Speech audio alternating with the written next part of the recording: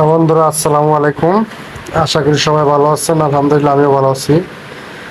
দিনের বেলা ভোলা থেকে ঢাকা যাইতে গেলে কি কি পরে আপনাদের এগুলো দেখাবো। এই যে দেখেন, প্রথমে একটু ভিডিও করে নিলাম।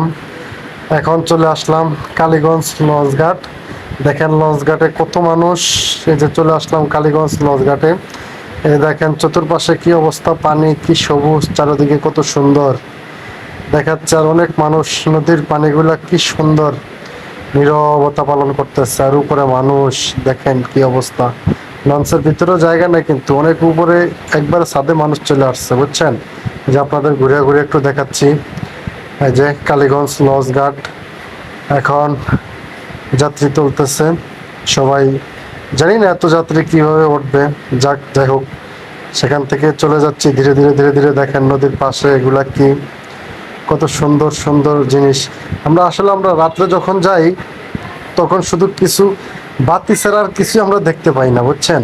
এখন এই যে দিনের বেলা যাই, কত সুন্দর নদীর দুই পাশে, এপাশে ওপাশে কত সুন্দর সুন্দর জিনিস দেখা যায়। এই যে দেখেন ওই যে কত সুন্দর গ্রাম, কি সুন্দর। এখানে আবার টলার, গাছগুলো অনেক সবুজ। এই যে দেখেন উপরে বৃষ্টি আসতেছে, আকাশের অবস্থা অনেক খারাপ, এই জন্য উপর থেকে সব মানুষ নেমে যাচ্ছে। আমিও উপরে ছিলাম, নেমে যাচ্ছি। আকাশের অবস্থা খুবই খারাপ। এই যে দেখেন কি অবস্থা।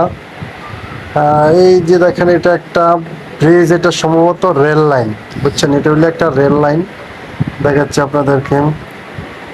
যে দেখেন এই যে এখন এই যে বৃষ্টি হইতেছে, প্রচুর বৃষ্টি হইতেছে। এখান থেকে বৃষ্টি কিন্তু শুরু। আর এটা বিশাল বড় একটা চর, যে চরের কোনো শেষ দেখতেছি না। বিশাল বড় একটা চর। এই যে এখন বাতাস ছুটছে, বৃষ্টি পড়বে, মানে ছোট ছোট বৃষ্টি হইতেছে, কিন্তু অনেকে ভিতরে যাচ্ছে, অনেকে বাইরে দাঁড়ায় আছে। কিন্তু চরটা দেখতেছি বিশাল বড় একটা চর, যে চরের মানে শুরু আছে শেষ বলতে কথা জানি না। এই যে দেখেন একটু ভিডিও করতেছি, একটু দেখাচ্ছি আপনাদেরকে। এই যে পাশটায় কত সুন্দর দেখা যাচ্ছে। আশা করি সবাই দিনের বেলা আসবেন, দিনের বেলা উপভোগ করবেন।